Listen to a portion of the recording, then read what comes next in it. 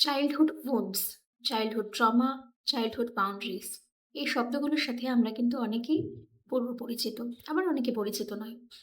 ধরা যাক, কোনো একটা বাচ্চা ছোটবেলায় তার পরিবারের সাথে সম্পর্ক সেভাবে ভালো ছিল না, বা বন্ধু বান্ধবের সাথে কোনো রকম কোনো সমস্যা ছিল, বা পড়ার জায়গায় তাকে হয়তো কেউ কখনো বলেছিল যে তোমার দ্বারা কোনোদিনও কিছু সম্ভব নয়। এবারে সেই বাচ্চাটি যখন বড় হচ্ছে, তখন ধীরে ধীরে সে কিন্তু একটা wounded চাইল্ড থেকে একটা wounded অ্যাডাল্টে পরিণত হচ্ছে।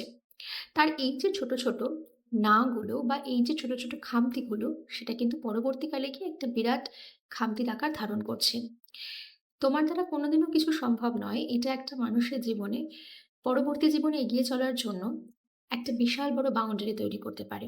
ঠিক তেমনই রিলেশনশিপের ছোট্ট ছোট্ট ইস্যুসগুলো কিন্তু তার পরবর্তী অ্যাডাল্ট লাইফে নানান রকমের ইস্যুসে তৈরি করতে পারে।